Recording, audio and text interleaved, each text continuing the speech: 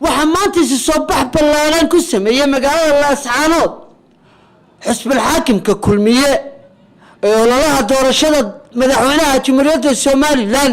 ما انت اولها وعلى الصعد دير كمير شارعية مقالة الله سعانوت انت اكدم نوع حقوف فقراء كلها لي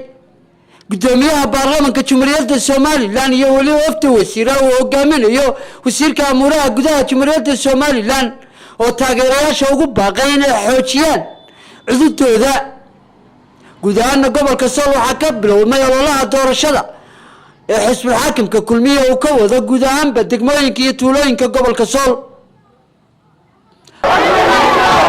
haguuraysto idinkuna waa haysatiin waxaan idinka mahadcelinaynaa dadweynaha reer Raascaanood sidaad maanta halkan isugu soo baxdeen sida mudada miisaanka leh ee isugu soo baxdeen ee isu waraabisheen aad iyo aad baan idinka mahadcelinaynaa waxaan kaloo idinka mahadcelinaynaa sidaad uga dulqaadanaysaan cadceedda aad taagan tihiin ee aanay idiin dhibayn ee aad u jikaysan tihiin u xamaasadaysan tihiin xisbiga kulmiye maxaad ugu jikaysan tihiin ma taqaanin waa saddex arrimood oo uu deegaanka ka sameeyey kow waa nabadayn deegaanka ka sameeyey dadkii wada deganaa ee qardoofadu ka dhex dhacday xisbiga kulmiye waxaan inuu muujino xisbi xaakimka ee kulmiye ha guulaysto maanta waxaan halkan isugu nimi mar haddii aan ku celiyo inaynu u awood sheeganno guud ahaan xisbiyada kale ee ka jira dalka waxaynu u awood sheeganaynaa waxqabadkii uu muujiyey xisbiga kulmiye ee hormuudku ahaa madaxweyne axmed maxamed maxamuud silaayo waa garanaysaa dariiqyada iskuullada waxaa laga qabtay amniga waan garanaynaa horumarkaa waxaa dhammaystiraya wixii dhiman wax badan baynaga dhiman waa xisbiga kulmiye madaxweynaha musharaxa madaxweynaha musabixi xaggi taasi waa ballan aan idinka sigo musabixi iyo xisbigaba waxaa kaga faa'iidaysanaya oo aan soo dhaweynaya heshiiskii ka dhacay ayadoo ee khaatimo iyo Somaliland oo guulaha gobol gaaray ka mid ah waqti kulul baa la joogaa dadkuna waa badan yahay intaasaan kusoo koobiya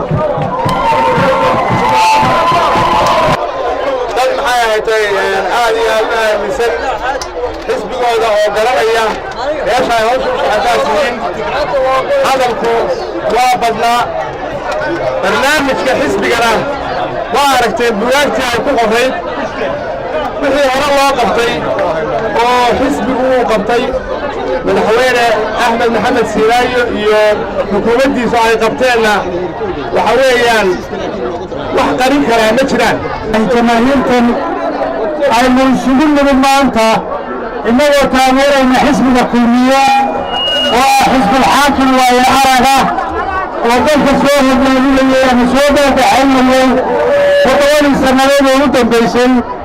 lagana arki karo oo aan laga hadli karin wixii uu u qabtay deegaankan labadii sannadood oo u dambeeyey haddii aanu idinku maqnayn xeryaha haddaannu gudaha ku jirin haddaannu xogogaal nahay musharaxiinta tartamaysa waxaannu annagu idiin dooray annagoo waaye aragnimada iyo wakhtiga aanu ku jirnay siyaasadda Soomaaliya yaale oo qorraxda taagan waxaan mar walba raali kali baan jirayna sida ayaan karteen sida qorraxda taagantiin soo dhawaadaan leenahay qalbi furan la furan assalaamu calaykum waxaan leeyahay dadweynahan caaqibada leh ee taageerada kulmiye aynu ka midaysannahay aynu maasaaka aynu ugu dabaaldegayno markii ugu horraysay ee kaambeynka kulmiye waxaan leeyahay ilaahay waxaynu weydiisanay in kulmiye mid ka wada dhigo guuldarrada iyo guuldarrada meeshay uga tashadeen ayaan aad iyo aad ugu farxanahay been annagu idiin sheegi mayno xusbi rikoon leh oo wixiisu muuqdaan oo waxqabadkiisu muuqdo oo siyaasad cad leh siyaasad cad oo hore loo arkay oo la soo tijaabiyey oo muuqata oo annagu aanu madax kaga nahay oo siyaasadda xusbiga aanu xukunno maaha midna lagu xukumo ma hayno waa mid aanu qayb weyn ka nahay talada qaybteeda leenahay bay ii tahay inaan maanta halka imaado 7 sano ka bacdi waa meesha aynu kulmiyo ugu ololeyn jiray dadku sida uga badnaan jiray laakiin waxaa muuqata waxa weeye wax qabadkii kulmiye natiijadeedu waad u soo baxdeen waad weeyeen sool 5 qof baa iska diiwaangelisay markii hore